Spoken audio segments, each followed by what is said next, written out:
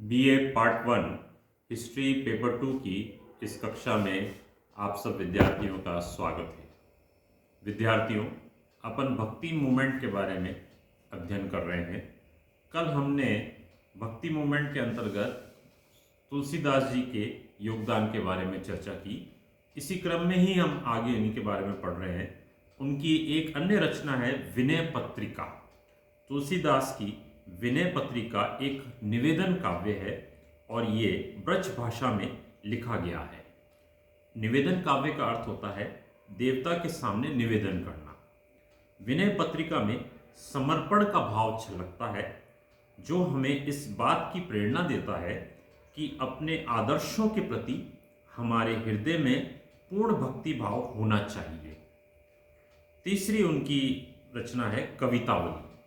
तुलसी के इस काव्य ग्रंथ में भगवान राम का गुणगान किया गया है।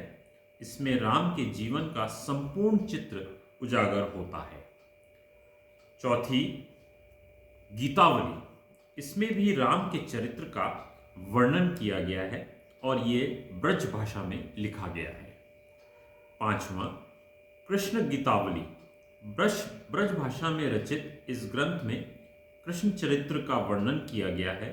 ये रचना गीतावली के साथ की गई थी। अगली है रचना दोहावली। इसमें राम भक्ति के साथ तत्कालीन परिस्थितियों का विवेचन किया गया है।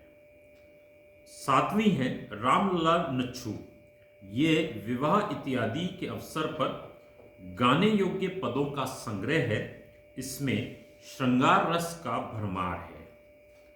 आठवीं रचना है वैराग्य संदीपनी। इसमें दोहे, चौपाई, छंदों द्वारा धर्म और ज्ञान के साधारण सिद्धांतों को दर्शाया गया है। अगली रचना है पार्वती मंगल। इस खंड काव्य में शिव और पार्वती के विवाह का वर्णन किया गया है। अगली रचना है जानकी मंगल। इसमें राम और सीता के विवाह का वर्णन किया गया है।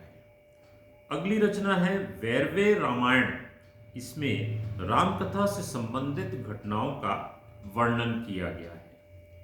अगली रचना है रामाज्ञा प्रश्न। ये 7 सर्गों में लिखा गया है और इसमें राम कथा का वर्णन है।